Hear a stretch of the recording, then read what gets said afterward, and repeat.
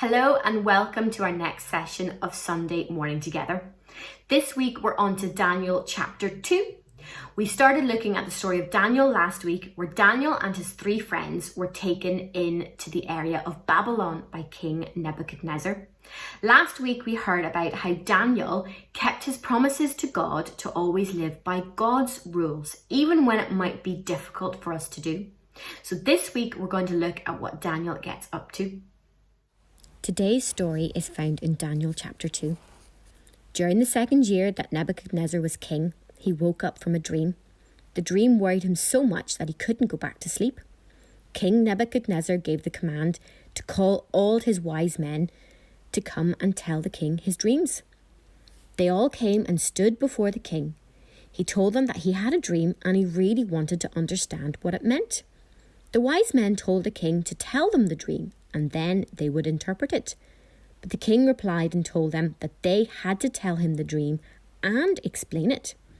They told King Nebuchadnezzar that there wasn't anyone on earth that could tell him his dream. No one could do that except the gods. Now this is gods with a small g. They're the false gods.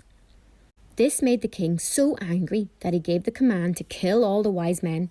So the order went out, and they were even looking for Daniel and his friends to kill them also.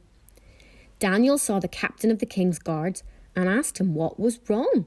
And he told Daniel what had happened and why the king was so angry. Daniel went to the king and asked for time to find out the meaning of the dream. King Nebuchadnezzar gave Daniel the time, and Daniel went to tell his friends Shadrach, Meshach, and Abednego why the king was so upset. They did not want to be killed like the rest of the wise men. God explained to Daniel what the king's dream was and what it meant during the night in a dream himself. Daniel praised God and thanked him so much for showing him what it meant. Daniel went to the king's guard and asked him not to kill any more wise men and to take him to the king. Daniel said he had the answer and he could interpret the king's dream. Daniel went to the king and explained that God in heaven has given Daniel the answer to the king's dream. Daniel told the king what his dream was, that there was a giant statue made of different metals and different colours. Then Daniel told King Nebuchadnezzar what the dream meant.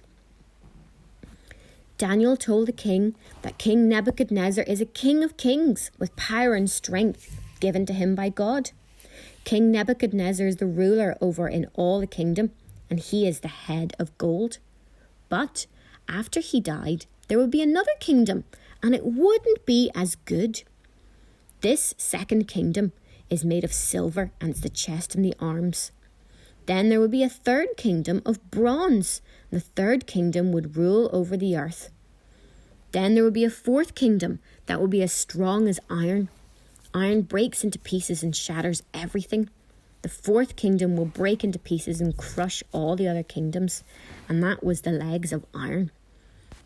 The feet and toes were made of potter's clay and some iron, and the kingdom would be part strong and part fragile. And this kingdom is the divided Roman Empire. But during this time, God will be setting up a kingdom in heaven that will never be destroyed. The new kingdom would destroy all the other kingdoms and will be the kingdom to stand forever. This is the rock at the bottom, and it will destroy all the other kingdoms, and it's the kingdom of Jesus.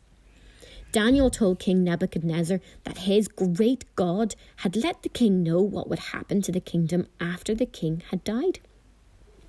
King Nebuchadnezzar told Daniel that God was the true God. Then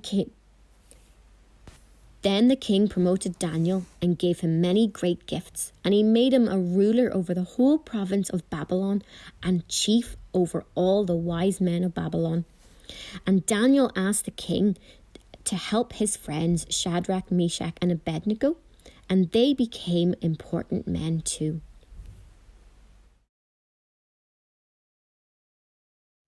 There are now a couple of worksheets in the Google Drive link below if you and your family would like to join in with those. If you'd like to join us next week live at 10:15 a.m, please just get in touch by email.